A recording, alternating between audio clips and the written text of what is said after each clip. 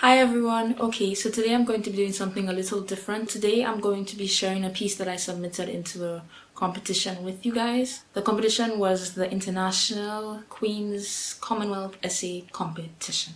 That was a mouthful. Okay, so yes, I submitted my piece to that competition this year, 2018 in June. And though I did not win the competition, in the senior category I got a gold award. And basically, a gold award is the highest level award that you can get besides winner, senior winner and senior runner-up. So yes, I got a gold award, as you can see. I'm not lying. So basically for this competition, in each category there are different options for the contestants. I chose the theme, the title, The Road to a Safer Future. All participants were allowed to use whatever art form they wanted, but there was poetry, essay, short story. My piece is actually in the style of spoken word poetry, so that's why I'm going to be sharing it with you guys.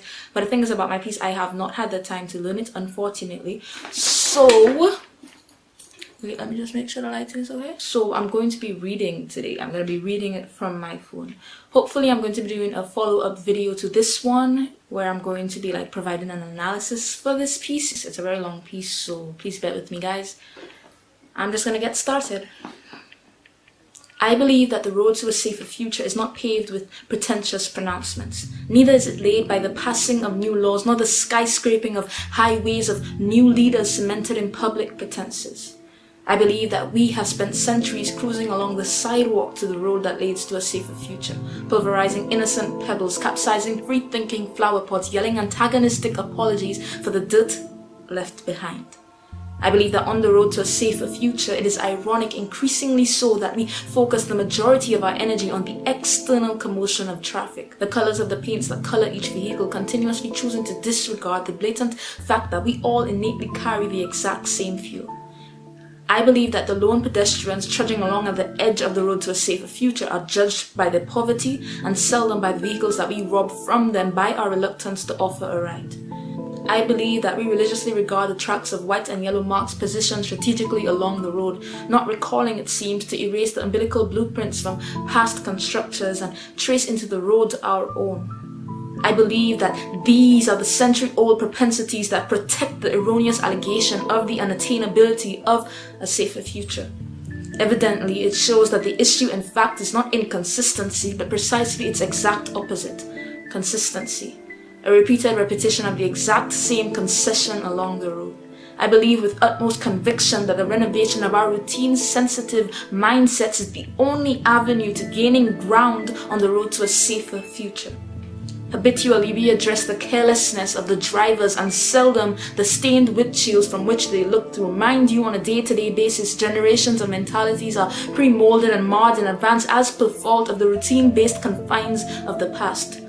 The road to a safer future, I believe that we misinterpret the signs at its sides.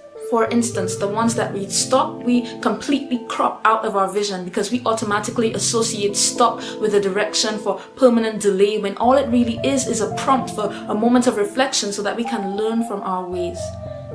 I believe that we readily embrace the word shortcut because we refuse to grasp that it's just an illusion, non-existent and directly deceiving. And in the end, when we finally see it for what it really is, we take no blame and incriminate an innocent road for the dismal products of our own poor decision-making.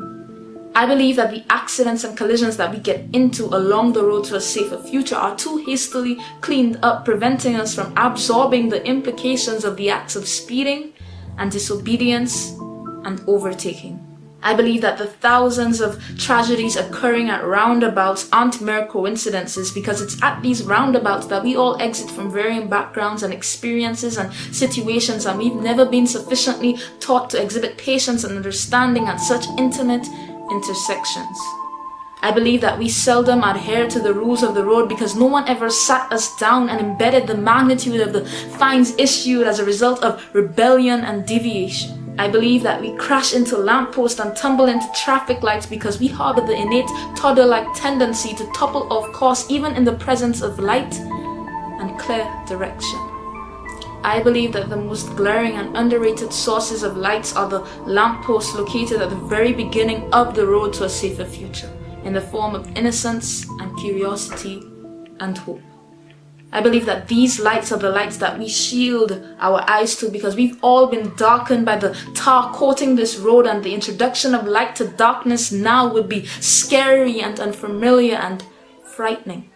I believe that the real reason we fly obscenities out through the windows of our vehicles is not because we harbor hate for fellow drivers, but because we aim to conceal insecurity and lack of control we feel over the wheel.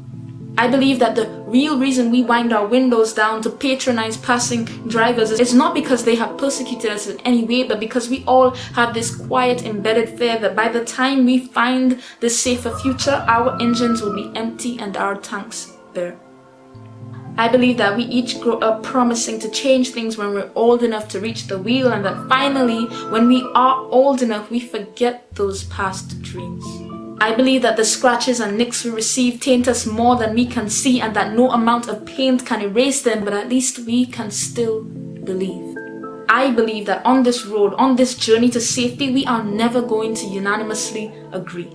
I believe that we will all always drive at different speeds, but I believe that the ratio, irrespective of individual belief or hierarchical seat or driving speed, is eternally equivalent to potential and promise. I believe that the way we process the tickets we receive mentally is the key to driving more patiently in the future. I believe most of all that we can't all expect to fit into one lane. Logically, that's impossible, but eventually all individual lanes will lead to one junction called a safer future.